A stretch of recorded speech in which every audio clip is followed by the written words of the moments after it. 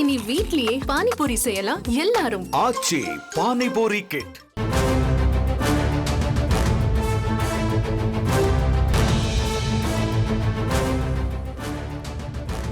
எடப்பாடி பழனிசாமியின் அரசியல் வீழ்ச்சியின் countdown start என்று திமுக அமைப்பு செயலாளர் RS பாரதி விமர்சனம் செய்திருக்கிறார். இது பற்றின மேலும் விவரங்களை செய்தியாளர் ரமேஷ் வழங்கிட கேட்கலாம். ரமேஷ், வணக்கம். மேலும் தகவல்கள்.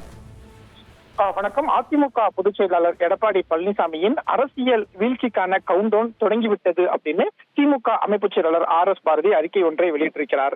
RS பாரதி வெளியிட்டிருக்கக்கூடிய அறிக்கையில செந்தில் பாலாஜி பொன்முடி பதவி விலகல் குறித்து எதிர்க்கட்சி தலைவர் எடப்பாடி பழனிசாமி கருத்து தெரிவித்திருக்காரு. அந்த கருத்துல திமுக ஆட்சியின் பாதாள வீழ்ச்சி ஆரம்பித்து விட்டது அப்படின்னு சொல்லியிருக்காரு.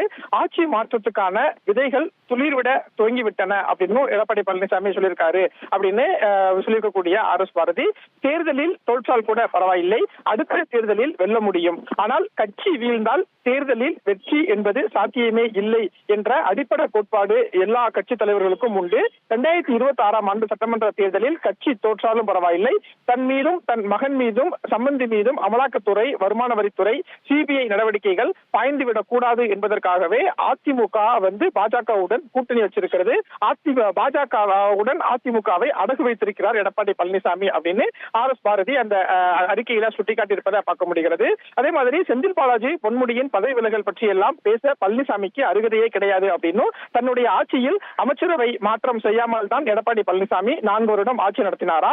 தகவல் தொழில்நுட்பத்துறை அமைச்சராக இருந்த மணிகண்டனின் பதவியை எதற்காக பறித்தார் எடப்பாடி பழனிசாமி அப்படின்னு அந்த அறிக்கையில RS பாரதி கேள்வி எழுப்பியிருக்காரு. அதே மாதிரி எம்ஜிஆரோ ஜெயலலிதாவோ கட்சிக்காரர் தவறு செய்தால் அவரின் கட்சி பதவியை, அமைச்சர் பதவியை பறிப்பார்கள், இல்லை கட்சியை விட்டே நீக்குவார்கள். ஆனால் MLA பதவியை பறித்ததில்லை.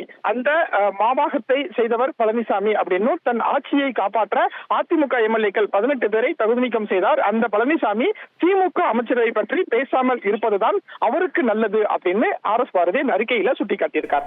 தகவல்களுக்கு நன்றி ரமேஷ்.